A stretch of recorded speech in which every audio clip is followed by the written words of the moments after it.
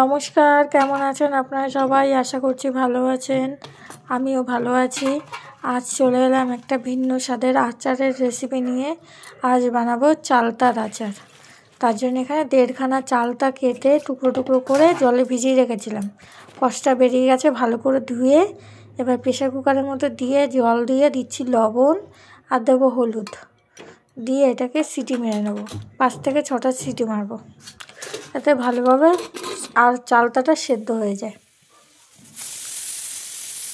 এই যে সিটি মেরে নিচ্ছি, 5 থেকে 6টা সিটি মেরেছি। এখানে নেব শুকনো গুঁড়ো ভাজা মশলা বানাবো, তার জন্য নিচ্ছি 5 ফোড়ন, ধনে, জিরে। আপনার চালের মধ্যে শুকনো লঙ্কাও দিতে পারেন। আমি আলাদা করে শুকনো লঙ্কার গুঁড়ো দেবো। চালতাটাও সিদ্ধ হয়ে এসছে, এবার জলটাকে ঝরিয়ে নেবো, জলটা ফেলে দেবো।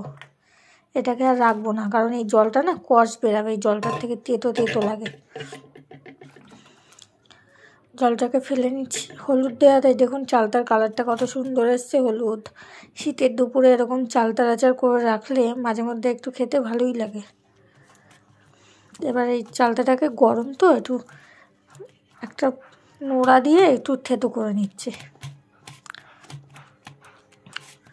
একটু থেতো থেতো করে নিচ্ছি, তাহলে কি মিষ্টিটা ভালো ঢুকবে, ভালো সেদ্ধ হয়েছে।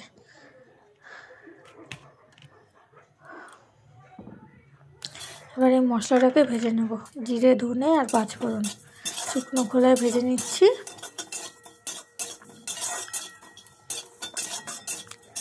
অনবরত নাড়তে হবে, নাহলে কিন্তু মশলাটা পুড়ে যাবে, আর কম আঁচে ভাজতে হবে। ভাজা হয়ে এসছে, এবার নামিয়ে নেব।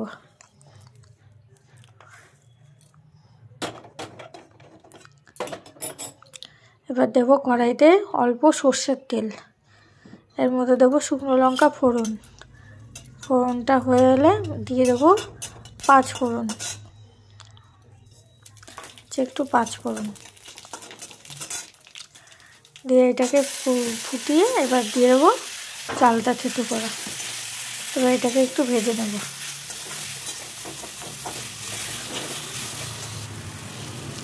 আপনারা চাইলে গুড় দিতে পারেন, চিনি দিতে পারেন, আর আমি এখানে প্রায় 1 বাটি মতো মিষ্টির রস দিলাম।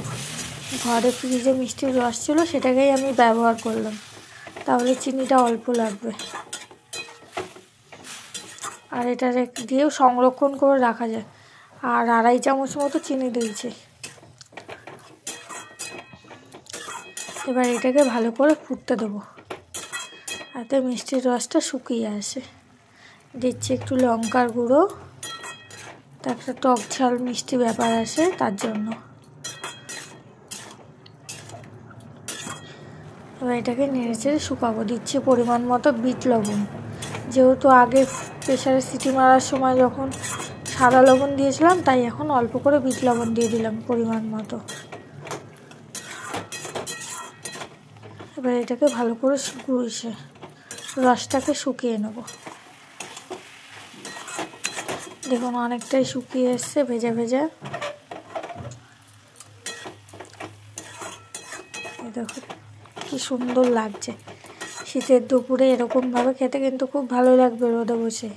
তাই আপনারাও দেরি না করে ঝটপট বানিয়ে ফেলুন চালতার আচার। আর যে ভেজে রাখা মশলাটা রেখেছিলাম, সেটাকে গুঁড়ো করে নিয়েছি, এবার সেটাকে মিশিয়ে দেবো। আগে অল্পটা খানিকটা দিয়ে মিশালাম, আবারও খানিকটা দিয়ে পুরোটাই মিশিয়ে নেব। আপনারা চাইলে এটা রোদেও দিতে পারেন বা স্টোর করে ফ্রিজেও রেখে দিতে পারেন, কিচ্ছু হবে না। কমপক্ষে 2 মাস তো থাকবেই ফ্রিজে থাকলে। আমরা কিন্তু সবাই এইভাবে চালতার আচার খেতে খুব ভালোবাসি। হয়ে এসছে, এবার নামিয়ে নেব। কেমন হলো আপনারা জানাবেন।